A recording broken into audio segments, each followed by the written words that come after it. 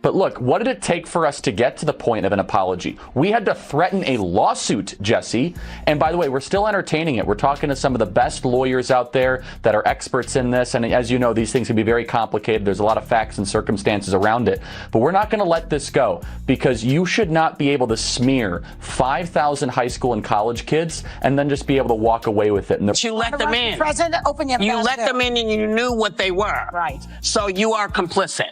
I want to make a quick clarification about the neo-Nazis at the Turning Point event. They were outside protesters. My point was more metaphorical, that you embraced them at your thing, I felt. But Whoopi is certainly not the brightest person. And what she just said just doesn't make any sense. It's just like so silly to say. It's not a well thought out. It's like if you had an idea for a premise and it was totally baked and half baked and you went on stage with it and just Everything blew up after Whoopi dropped fiery remarks live, throwing Turning Point USA and its students into the same basket as unrelated protesters. The backlash, fast, furious, and relentless. Charlie Kirk, the power and pulse of Turning Point USA, wasn't letting it slide. Instead of staying quiet, he went full throttle, unleashing a $100 million lawsuit that exploded across headlines. And this wasn't just loud noise. Kirk came with fire. He blasted the show for smearing tons of high school and college kids with no real proof. That legal bombshell rocked the room. Then came the so-called apology, or whatever The View tried selling as one. A flat, awkward statement from Whoopi on live TV that left fans confused and critics stunned. Whoopi's way of making peace felt more like PR spin than true remorse. Welcome back. In Monday's conversation about Turning Point USA, I put the young people at the conference in the same category as the protesters outside. And I don't like it when people make assumptions about me, and it's not any better when I make assumptions about other people, which I did. So, my bad. I'm sorry. Okay. So, the state... Charlie Kirk didn't buy it, not even for a blink. He made it known this wasn't about him. It was about standing up for young students wrongly attacked on national TV. And that stance echoed way beyond party lines. But just when people thought the drama had cooled off, Joe Rogan stepped in and lit the match all over again. Rogan, famous for saying what others won't, caught the story and went full force at Whoopi with sharp humor and fearless words. He tore into her apology, asking how someone with her reach could make wild claims and then expect to be excused with a few soft lines. Thousands of kids get smeared, and that's it? My bad. That's the fix? Rogan snapped on his podcast and his fans couldn't get enough. He wasn't cracking jokes for fun, he was cutting deep with truth bombs that couldn't be dodged. He exposed it all, careless words mixed with ego and power. He blasted the media's double game, showing how some people skate by while others get slammed for way less. The unfairness was loud and clear. Meanwhile, Whoopi kept quiet as the storm built. No replies, no defense, just silence that made everything worse. Rogan kept the heat on. He said the real problem was how quick these media names fire shots and how slow they are to own up when facts come out. While fans of The View tried to shield her, the videos of her remarks and Rogan's scorching reaction were blowing up online. Charlie Kirk wasn't backing off either. He hit interviews hard, blasting the show for spreading falsehoods and wrecking young lives with a few careless words. Charlie Kirk's the founder and CEO of Turning Point USA and the author of the new book, The College Scam. So, Charlie, do you accept The View's apology? I mean, regardless of whether or not I accept it, the question is, do our students accept it? That's really what's at heart here. They went after our 5,000 students at our event there of high school and college kids. And look, I get attacked all the time. People say false things. I'm a public figure. But when you go after 16 and 17-year-olds that travel from across the country that then have to live for the rest of their life with a shadow over them because someone at ABC says that they might... The internet exploded with memes, reactions, and non-stop chatter. Voices from all over the web joined the chaos, some backing Goldberg, others praising Rogan and Kirk for standing their ground. In the middle of the uproar, one thing stood out: this wasn't just a slip-up on live TV anymore. It was turning into a cultural firestorm with lasting effects. As drama kept building, people asked the big question: how did this spin so wildly out of control? What began as a talk show comment had now blown up into the year's hottest media fight. And it wasn't only news junkies jumping in celebrities, content creators, and pundits joined the frenzy, making Whoopi's blunder a viral mess. Feeds were overflowing with takes. Joe Rogan, as expected, didn't back off. He ran with the madness, breaking it down, mocking excuses, and showing why this hit a nerve. People aren't blind, he ranted on air. They see through the nonsense and they've had enough. That soundbite lit up every platform. Meanwhile, Goldberg looked stuck in a media storm with no escape. Each silent moment made things worse and people noticed. The View tried switching topics, but the audience wasn't ready to move on, and Kirk and Rogan kept raising their voices louder. Charlie Kirk's anger was real, not an act. He blasted the show for linking his group to hateful acts they had zero ties to. The View has turned into a megaphone for elite garbage. Kirk roared in another interview. This is why no one trusts the media anymore. Rogan agreed, saying this proved the press cares more about buzz than truth, and this whole circus was the proof. Even loyal fans of The View started questioning things. Did Whoopi finally cross the line? Was her image starting to break? Rogan's take left no wiggle room. He hit her on every missed piece, every word she failed to explain. Culture shift between right and left authoritarianism, and now people don't recognize that if you just stop looking at it in terms of red and blue, look at the actions, whether it's war, suppression of free speech, pharmacological interventions that are mandatory, right. whatever it is, that used to all be associated with the authoritative right, the authoritarian right, and now those things are being embraced by the left. And I just think it's just an ideology thing, and I think we get confused and we think we're on the right side, and if it's our side that's saying this, for sure that's the right thing to do, and no one's critically thinking about this. Joe Rogan is the gateway drug for young men that thought they were Democrats to become MAGA. Joe Rogan is the bridge.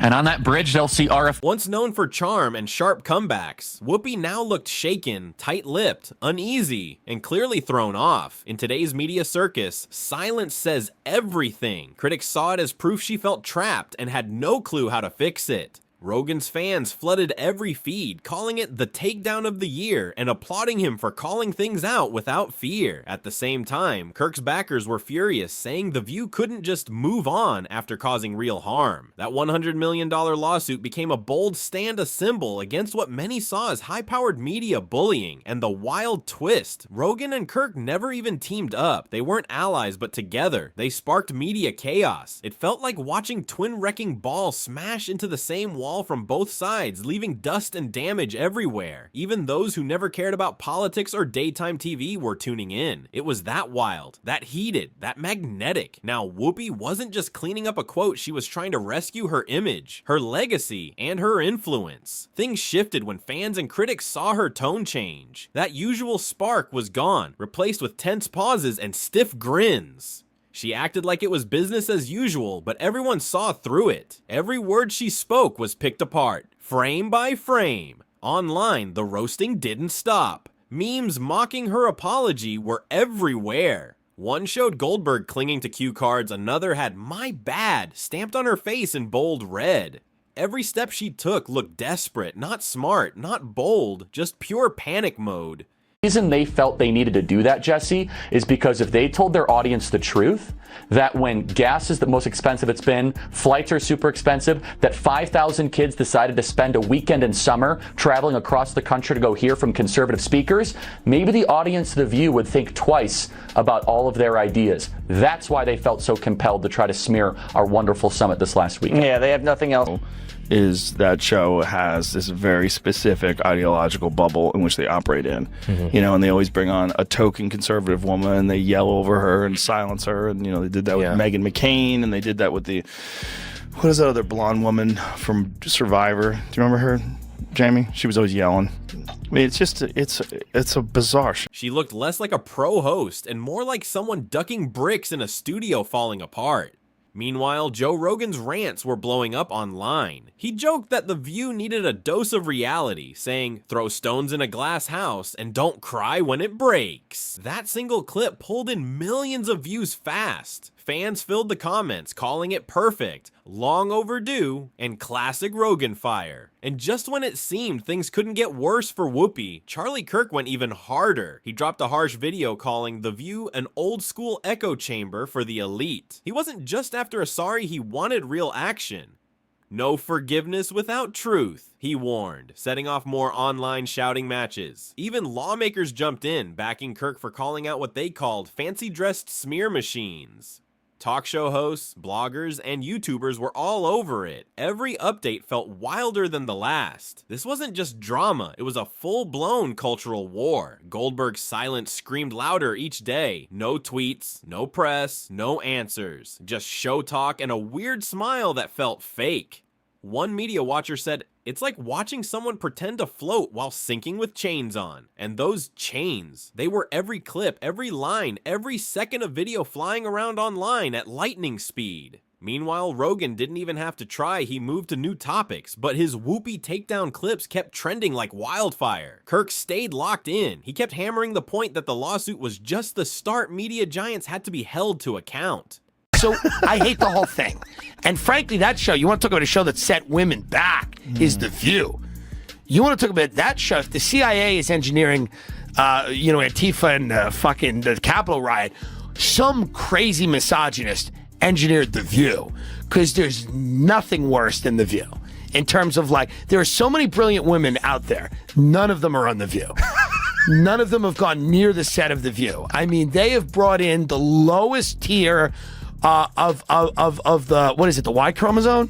No, double the X. Okay. Double X. They brought in the lowest of the double X's. Meanwhile, ratings for The View dropped. Some fans quit watching. Others just tuned out from a host who seemed lost in her own shadow. Even Whoopi's loyal fans had to admit this time, she messed up bad. It wasn't just what she said, it was the meltdown that followed that made it worse. The clash between Whoopi's nervous quiet and Rogan's bold fire was hard to miss. And Kirk? He was the flamethrower, burning it all down from the outside.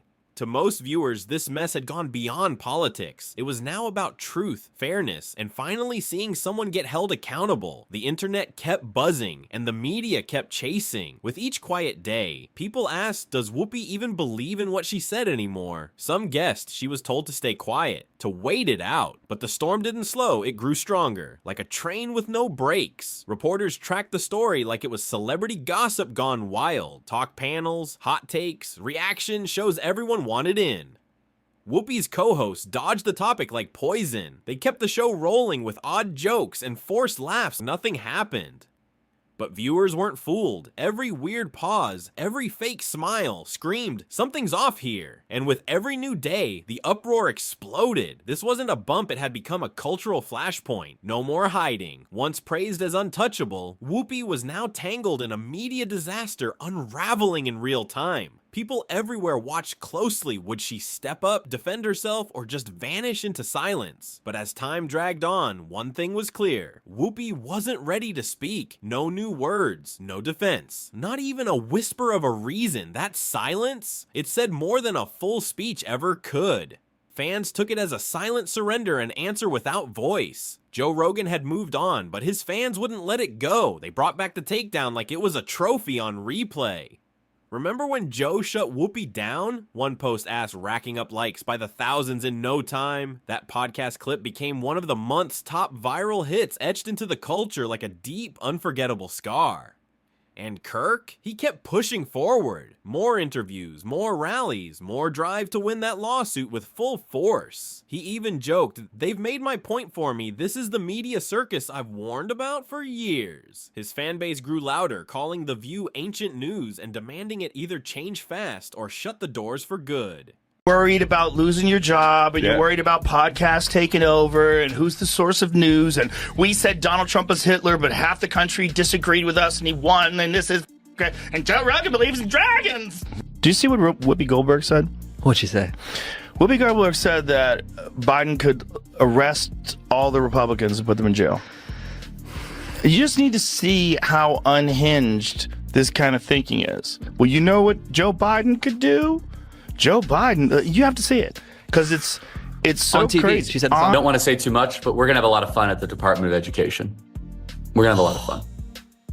Can I tell you something? Like, I've had quite a few people contact me about that particular post. Like, I'm sure I have 1/100th of what you're getting, but people are contacting me about cabinet posts. I'm like, I got look, nothing. I mean, I'm actually, after this News outlets tried reshaping the story, saying the outrage was too much, claiming Goldberg was just misunderstood, but the internet wasn't fooled. In an age where every second is saved, clipped, and shared, there's no space for weak apologies followed by silence.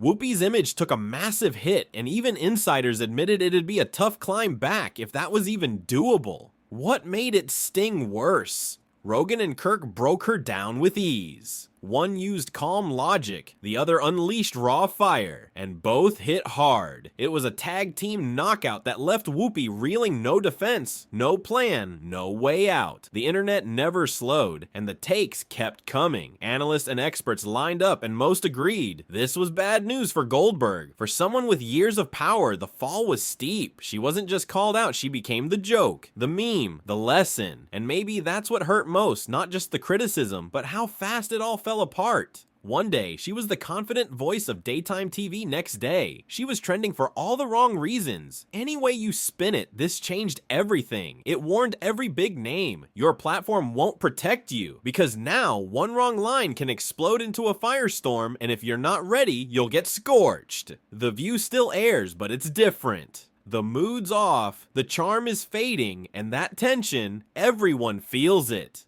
Rogan and Kirk left this battle stronger, more respected, more followed, while Whoopi was left picking up pieces. This wasn't just drama, it became a cultural shockwave, a clear message. Power doesn't mean protection. When the lights get harsh and critics come swinging, only truth keeps you standing tall. And for Whoopi Goldberg, that spotlight didn't just reveal a slip, it cracked a legacy built on bold talk and ended by silence. One thing's crystal clear, the rules have changed. And if you walk into today's media brawl without a shield, you're going down.